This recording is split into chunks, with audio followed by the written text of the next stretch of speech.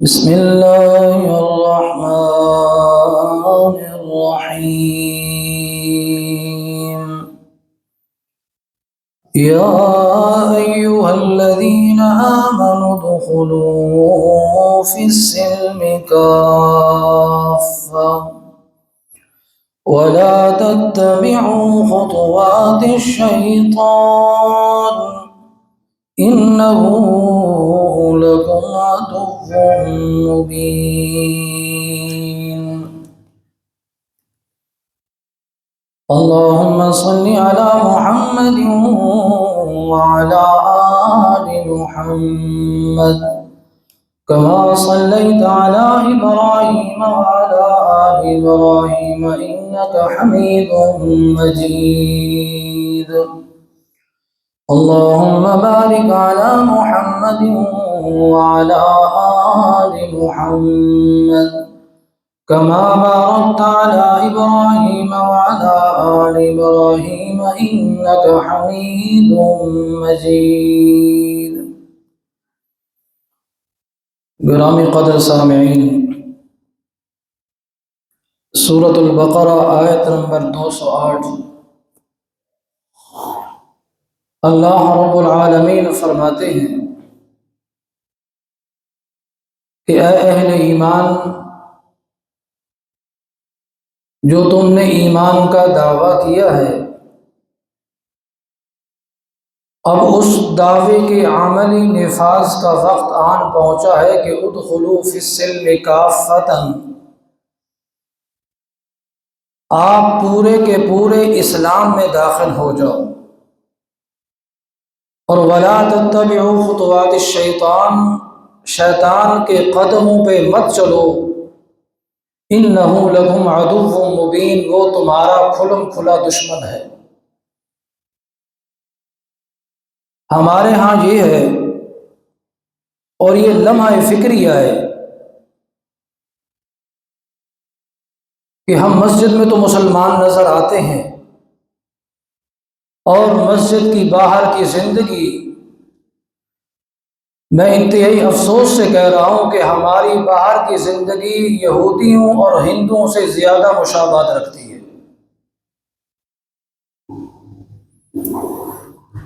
اللہ تعالیٰ فرماتے ہیں کہ ادخلوا فی السلم کافۃ، آپ مکمل کے مکمل، یعنی جیسے آپ کا سر اسلام کے اندر داخل ہو تو آپ کا نیچے والا دھڑ بھی اسلام کے اندر ہونا چاہیے۔ آج یہ تیسرا جمعۃ المبارک ہے نکاح کے موضوع پہ۔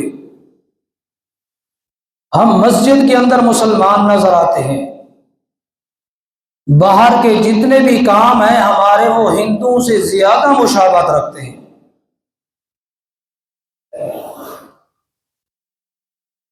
مثال کے طور پر، ہم جب کسی کی نسبت طے کرتے ہیں، رشتہ طے کرتے ہیں، آج کے اس دور میں انگوٹھی کا پہنانا لازمی قرار دیا گیا ہے۔ بھئی نسبت تبھی طے ہوگی جب آپ انگوٹھی پہنائیں گے۔ شرع شریف میں اس کی کوئی وقعت اور حیثیت نہیں ہے۔ نسبت صرف زبان کے ساتھ طے کرنے کا نام ہے، زبانی کلامی گرہ لگانے کا نام ہوتا ہے، اور وہ تاریخ فکس کرنے کا نام ہوتا ہے۔ میں نے اس سے پچھلے جمعہ میں یہ عرض کیا تھا، جب آپ یہ تاریخ طے کرنے لگیں تو جس کی تاریخ طے ہو رہی ہے اس سے کم از کم پوچھ لیا کریں، بالخصوص اس لڑکی سے، اس عورت سے پوچھ لیا کریں جو دن رکھ رہے ہو نا آپ شادی کے، تو اس سے پوچھنا نہایت ہی ضروری ہے۔ اور اسی طرح کی ایک اور رسم ہے کہ مہندی کا لگانا۔ یہ عورتیں بن سج سنور کے شادی والی رات، اس سے جو پہلی رات ہوتی ہے، یہ چلی جاتی ہیں دلہا کے پاس، وہاں جا کے اس کو مہندی لگانے کے لیے جاتی ہیں۔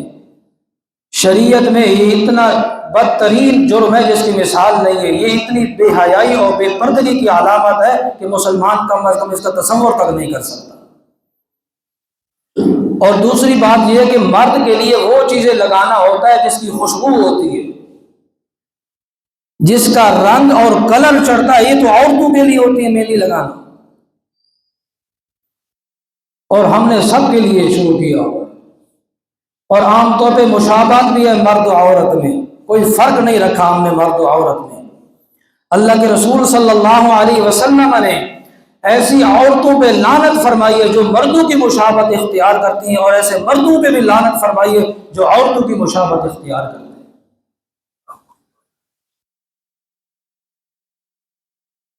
اور تیسری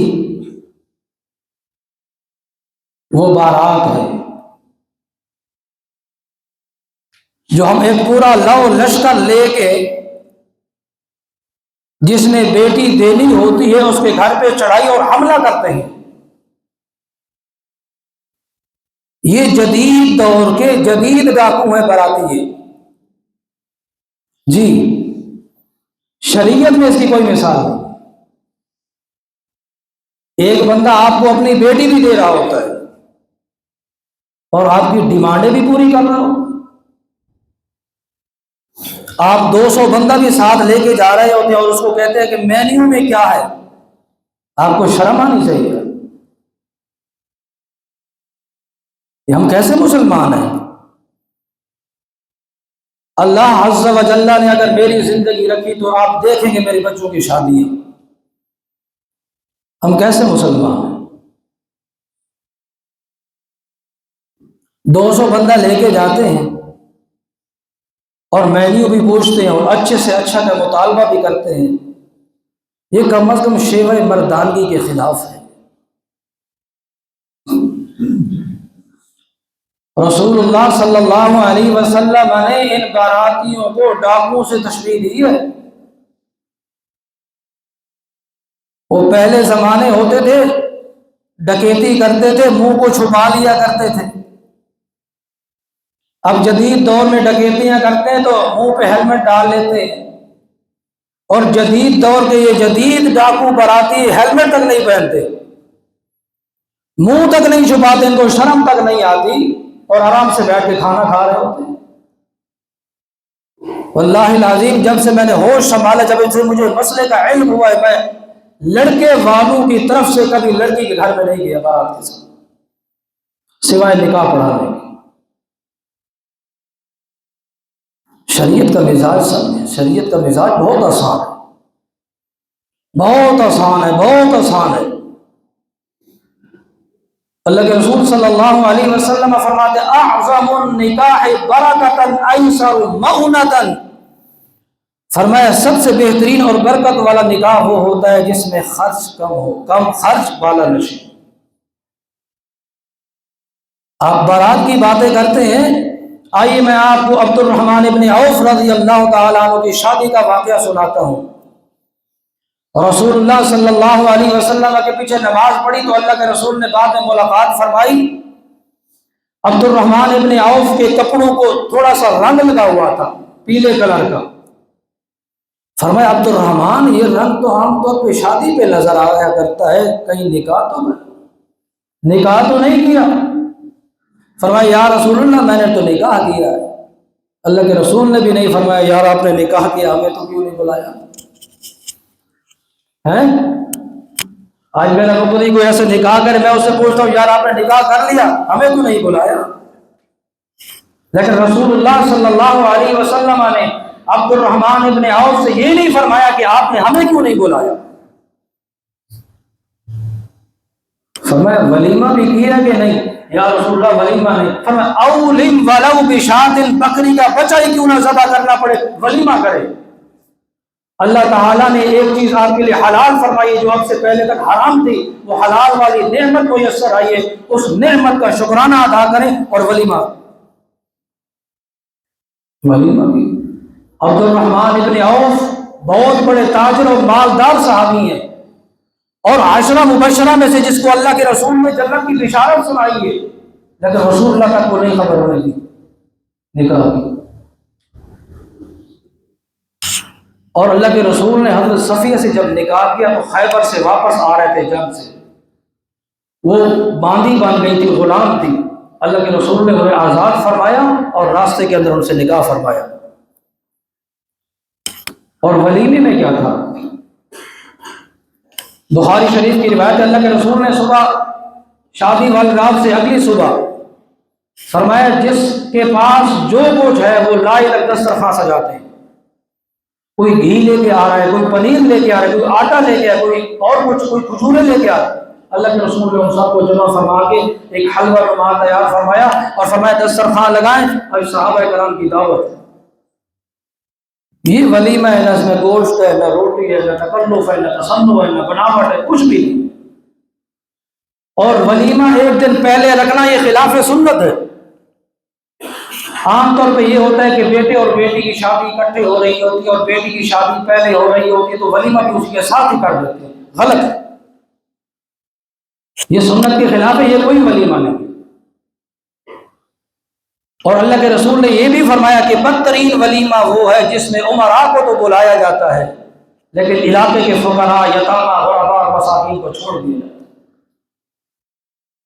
آج کل کے یہ تو ہماری مسجد اللہ تعالیٰ کے فضل سے مسجد کے امراء، نظماء اور امام سارے امیروں میں شمار ہوتے ہیں۔ دیہاتوں میں بہت کم پوچھا جاتا ہے،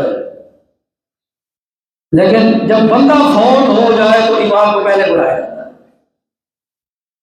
غمی میں امام پہلے، خوشی میں شاید کہ آخری نمبر ہو اس کا، یہ بھی لمحہ فکریہ ہے۔ اور ولیمے میں کوئی تصنع نہیں، کوئی بناوٹ نہیں، کوئی تکلف نہیں، جو کچھ میسر ہے کوئی ٹھیک ہے۔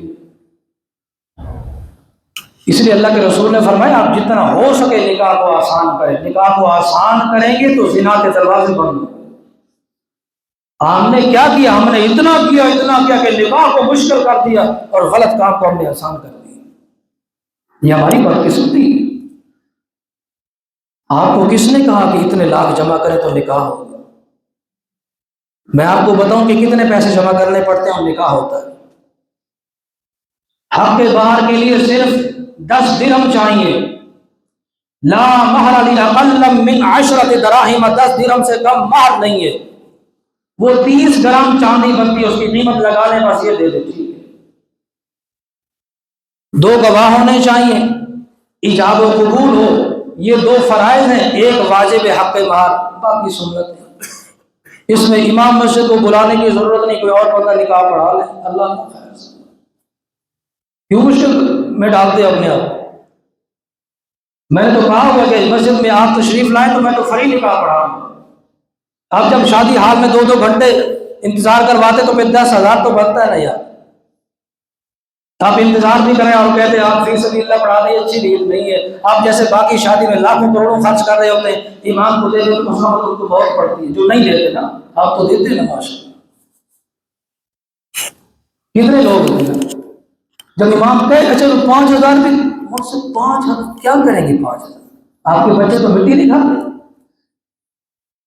یہ وہی بندہ، اس سے پوچھا گیا بھائی وہ ہم نے میوزیکل شو کروانا ہے، اتنے لاکھ، اچھے گلوکار ہونے چاہیے، پیسے کی پرواہ نہ کریں آپ۔ ایک اور بندہ اس نے کہا نا ولیمے پہ اتنا 3 لاکھ کا خرچہ ہے، ڈشو میں کیا ہے، ٹھیک ہے آپ پیسے کی پرواہ نہ کریں، یہ لے چلے۔ ایک اور بندہ ہے، اس کے ذمہ انتظام لگایا تھا دوسرا، فانوس وغیرہ کا، ٹینٹ وغیرہ لگانے کا، ان کا اتنا خرچ ہے 2 لاکھ، ان کو پیسے کی پرواہ نہ کریں، انتظام اچھے سے، بڑے بڑے لوگ آ رہے ہیں، چیک کاٹ کے دے رہا، ان کا بہت سے باغ نکاح پڑھا، ان کو کتنے پیسے مانگتے ہوئے تو 5,000 لا دیا۔ کوئی کیا کرے گا؟ میں 5,000 کیا کرے گا؟ یہ ہے مسلمان۔ آپ فریض نکاح پڑھوائیں مسجد میں، یہ بھی نہیں کہتا مسجد میں آپ۔ اچھا ایک ریل چلی ہے کہتے سنت ہے مسجد میں نکاح پڑھنا سنت نہیں ہے۔ کوئی روایت میں ہے اللہ کے رسول نے اس کو خلاف کیا تو یہ سنت نہیں بن سکتا۔ حضرت صفیہ کا نکاح خیبر سے واپسی پہ اللہ کے رسول نے راستے میں پڑھا دیا، اور اگر عبد الرحمن ابن عوف نے مسجد کے اندر نکاح پڑھوایا ہوتا تو اللہ کے رسول کو خبر ہوتی، لیکن مسجد نبوی میں بھی نکاح نہیں پڑھوایا گیا۔ تو یہ کیوں ہے؟ یہ اس لیے فرمایا جتنا جلدی ہو سکے اس حرام کو حلال کریں اور اپنی جان چھوڑیں۔ یہ وہ چیزیں ہیں جو ہمارے معاشرے کے اندر پائی جاتی ہیں، اور ہمارا معاشرہ مسجد میں مسلمان ہے اور مسجد سے باہر ہمارا معاشرہ ہندو سے زیادہ مشابہت رکھتا ہے۔ اللہ تعالیٰ ہم سب کو محفوظ رکھے۔